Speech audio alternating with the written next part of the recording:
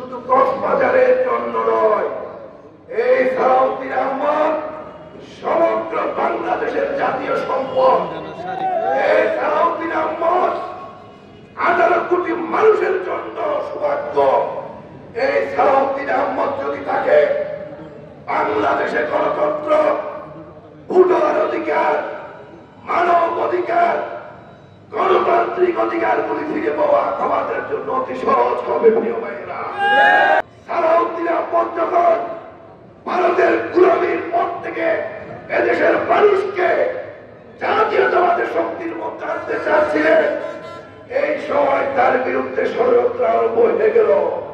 যখন বিএনপির মুখপাত্র হিসাবে সারা বাংলাদেশে সালাউদ্দিন আহমদ চষে বেড়াচ্ছে, এই সালাউদ্দিন আহমদকে আবার স্তব্ধ করার জন্য এই হাসিনার টাকা দিয়ে আমেরিকায় বসে মদ খেয়ে খেয়ে নারী নিয়ে উলট পালট বক্তব্য দিয়ে যাচ্ছে। আপনারা এগুলি বন্ধ করুন। চাই যারা সালাউদ্দিন আহমদের বিরুদ্ধে ভবিষ্যতে কুৎসা রচনা করবে, তাদের জিম্মা কেটে নেওয়া হবে। বাংলাদেশের মাটিতে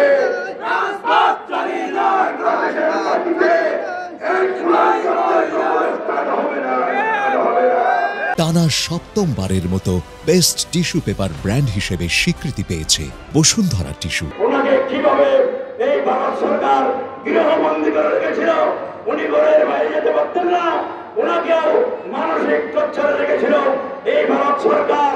আজকে যখন উনি আমাদের এই 24-এর গণঅভ্যুত্থানের পরে আমাদের হাজার হাজার ছাত্র জনতার আত্মাহুতি দেওয়ার মাধ্যমে যে আমাদের বিজয় অর্জিত হয়েছে, এই বিজয় অর্জিত হওয়ার পরে এই আমাদের এই বেশিরভাগ বিরোধী যে ঐক্য ছিল, ঐক্য বিনষ্ট করার জন্য এই ফেসিবাদের আবার এই ফেসিবাদ বিরোধী চক্ররা এই তৎকালীন আওয়ামী লীগের হাজার হাজার কোটি টাকা লুটপাট করেছে।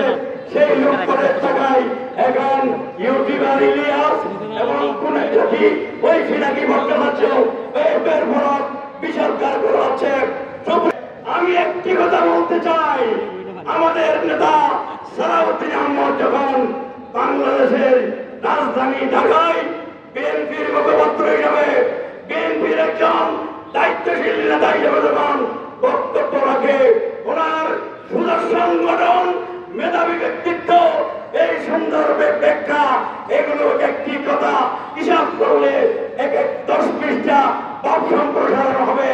আজকে একমাত্র মেধাই হচ্ছে সালাউদ্দিনের জন্য খাল, এবং মেধাই হচ্ছে আমাদের নেতা সালাউদ্দিনের জন্য খাল হয়েছে। এই যারা ইউটিউবার এবং ফেসিবাদ চক্র, যারা আমার নেতা সালাউদ্দিনকে ভারতের এজেন্ট বলো, তোমরা হলো ভারতের যারা